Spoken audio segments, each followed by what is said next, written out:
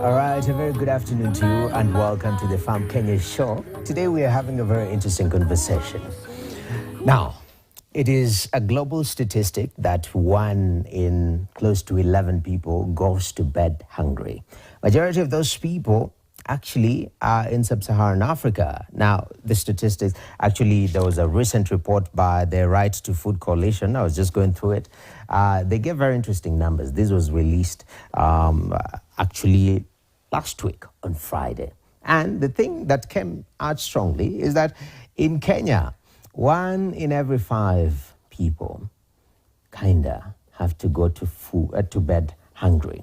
This is the issue of food. Food is a right, but still we have close to 20% of the population not able to access this right as they should. Now, what's the problem?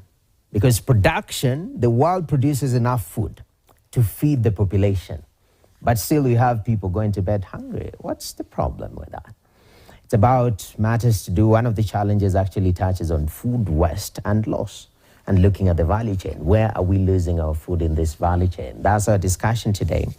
And in fact, the focus has been what is happening, climate change, and how it marries into the issue of food loss and waste. And we'll be discussing all that. I have a heavy panel with me today. These are wonderful experts, and I love the gender balance of this panel. Amazing, amazing. Right immediately after me is Barry Lajuang, Food Loss and Waste Associate at World Resources Institute, WRI. We have also Mbu Mbarire, CEO Retrac. This is a Retail Trade Association of Kenya. And last there we have the very passionate Professor Jenna Mbuko, Professor of Horticulture from the University of Nairobi. Ladies, welcome to this wonderful conversation. Now, it's quite interesting where we are right now. Is that, we're producing enough food, but not everyone is getting this food. I want us to set the foundation, and I'll start with you, Beryl, since you're the Food Loss and Waste Associate. I'm pretty sure you have the numbers. How big of a problem is food loss and waste in Kenya? Thank you very much, Noah, and it's a pleasure sitting here. And of course, the issue that you're raising on food loss and waste is a critical matter in the country. Estimates indicate that for Kenya, for instance, we lose between 30 and 40% of all the food production. And this translates to 9 million metric tons of food. Needless to say that this, of course, is very varied from one value chain to the other. So averagely for the cereals, like in the pulses, that's beans and maize, it's between 20 and 23%. But when you go into food products like the fresh produce, think about the fruits and the vegetables, it goes even higher, close to 50%.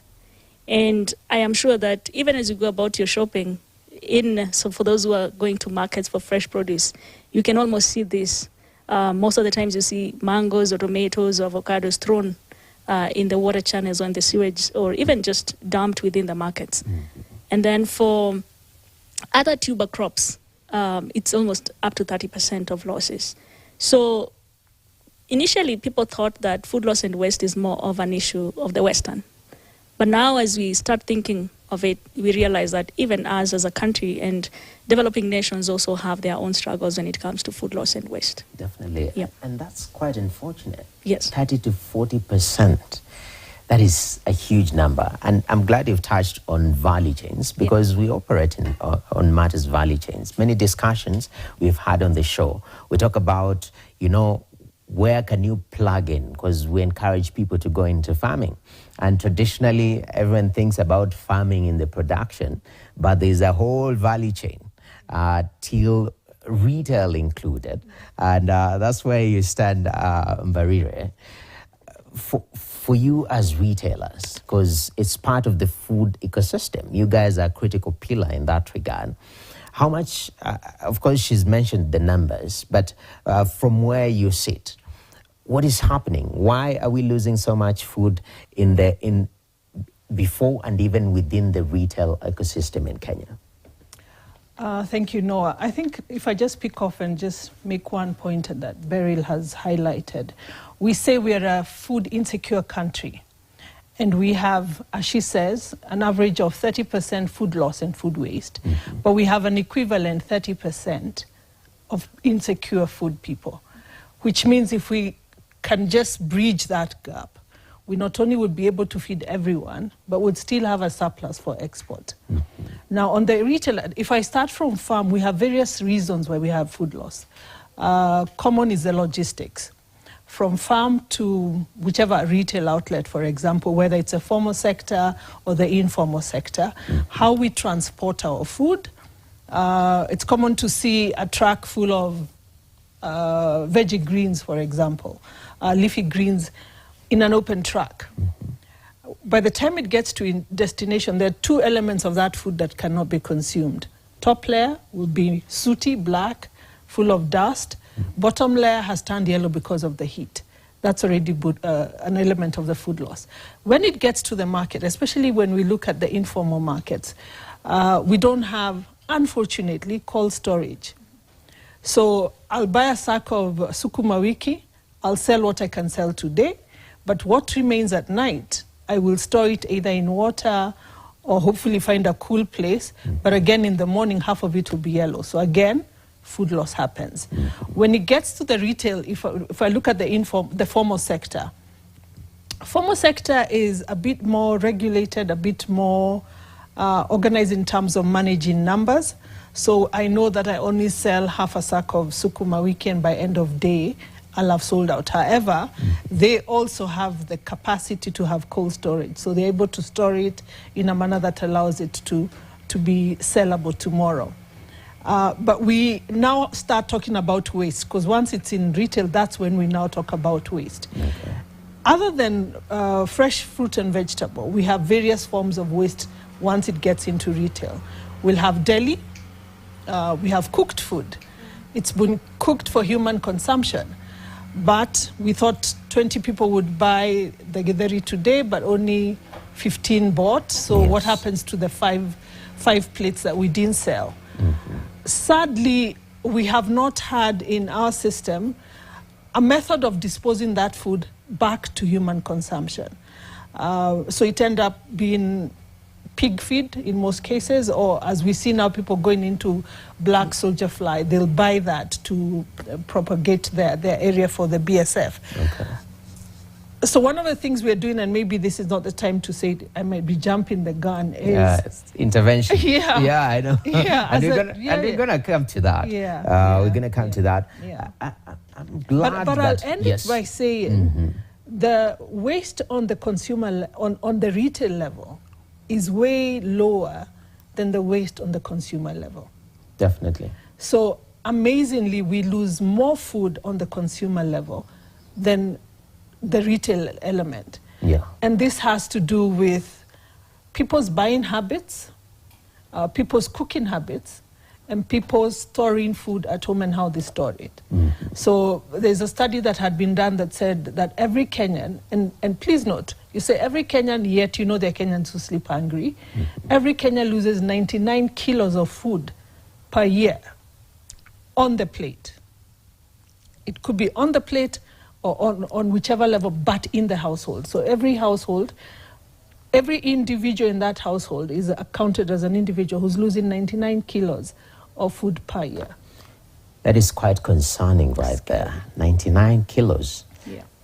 That is almost, okay, I'm 70 kilos, you know. I was weighing it against myself. but that is quite sad. Yeah. I'm glad you've differentiated in the retail and the way food moves, where we experience loss and now how we graduate into waste. But as you rightly mentioned earlier on, Beryl, and this one goes to Professor Mbuko, you're very passionate about horticulture and us consuming our own indigenous foods, which we shall come into as part of the interventions. But horticultural ecosystem is one of the areas that is worst hit when it comes to losses and waste. Help us understand how big an issue this is in the horticultural value chain.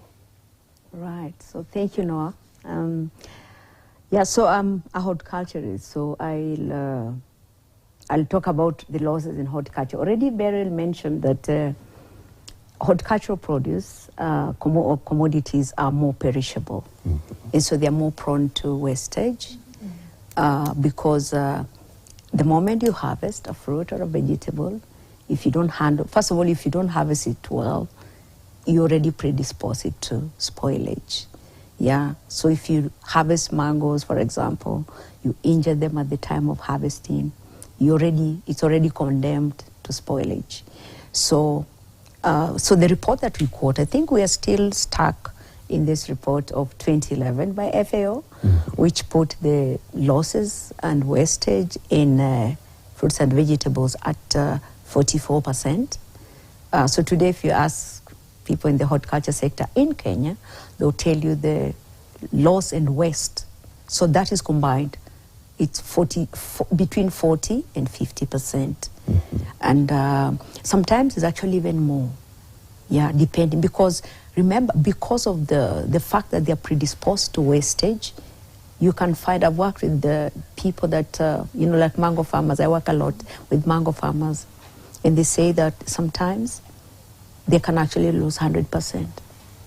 Yeah, because the moment the fruit matures, if you don't have market, that's it. It will go to waste. So the losses actually vary depending on the commodity. Those that are quite predisposed are more prone. So you find the wastage there it's simply because they are highly perishable commodities. Unlike the pulses like Beryl talked about, which if you dry them properly, they can store for long. Yeah, but this produce, horticultural produce, we say it is more than 90% water, and so water predisposes it because water is a medium for microbial growth. Yes, they are so prone. In fact, we say for commodities like veggies, they have a shelf life of 1 day. Leafy vegetables. That means if you harvest them and you can't store them properly, or you can't use them, or transform them to a form that is more durable, they're going to waste. So that's why the wastage there is high. That's why interventions in horticultural value chains are critical. That's where you talk about, later on I'm sure you'll talk about cold chain. Yes, it's critical that if you harvest, you don't have storage, you don't have market, you're staring at wastage.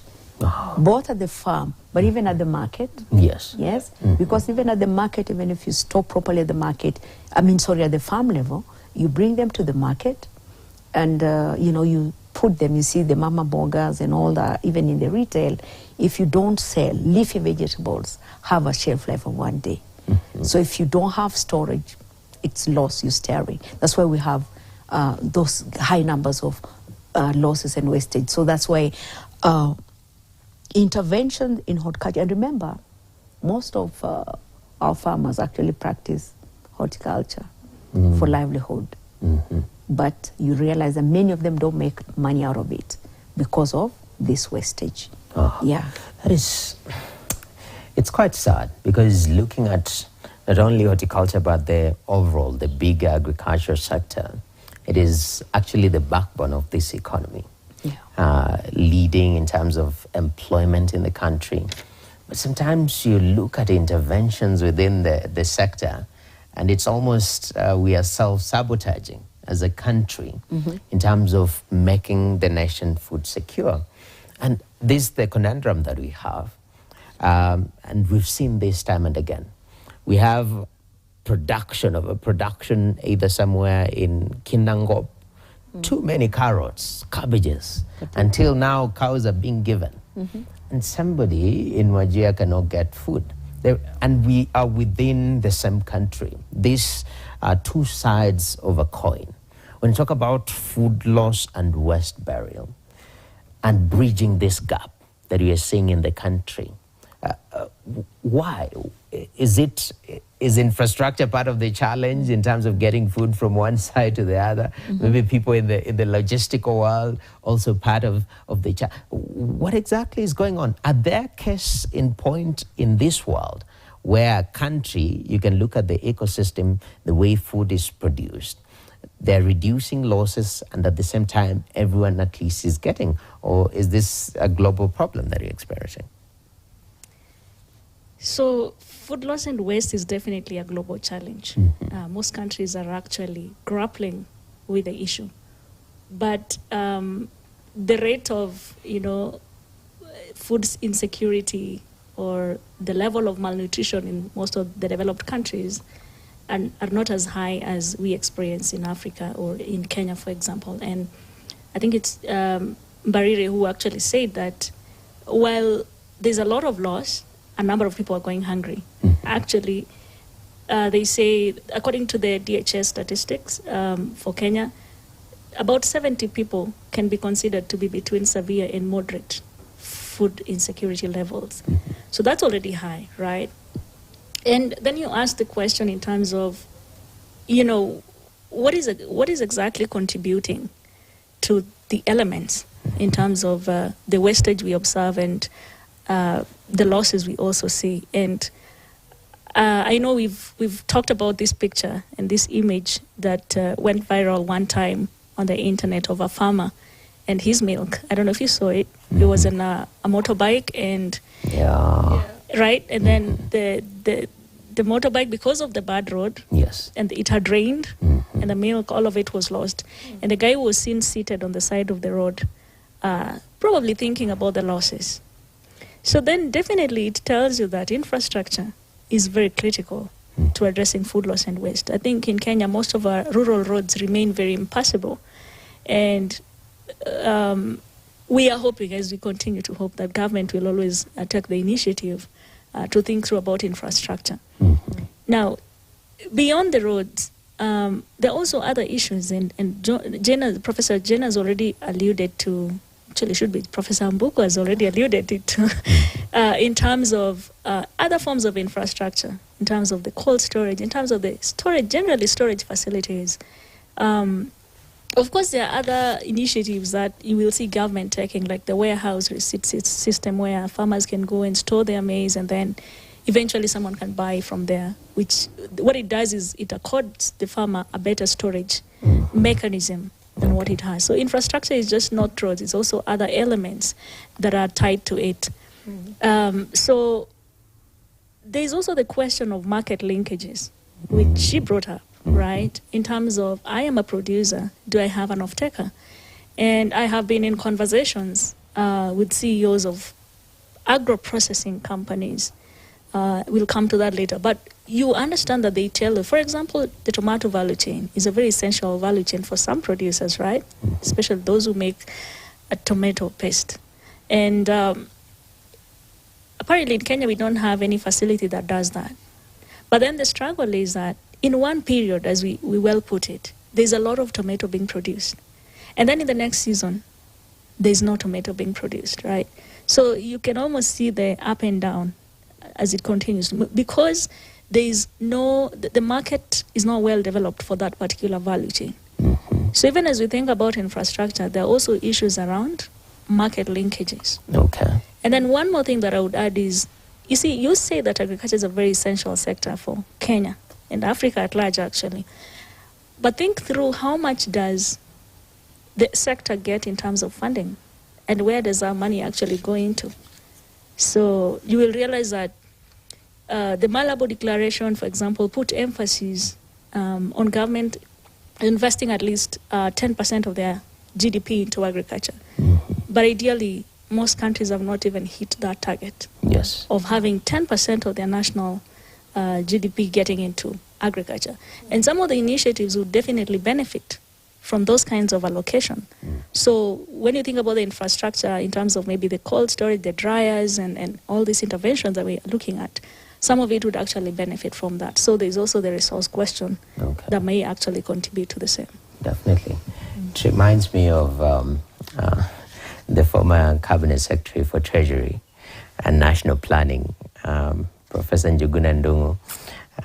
From his vetting till the day that he was replaced, the conversation was always about developing markets. Noah, if markets are not working, then we are going nowhere. And these were the discussion about the infrastructure Of course, even budget allocation, it marries into how we develop this offtake plan for farmers. But right now, we want to take a short break. When we come back, we put the retailers on the spot. You've said, households are they're losing, they're wasting more food than we are.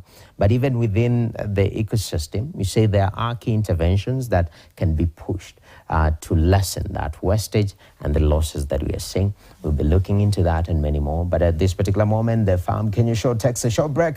Remember, we are discussing matters to do with food loss and waste reduction. And also later on, we'll marry that into the aspect of climate financing and how that could be one of the interventions to reduce these losses and wastages. Stay tuned.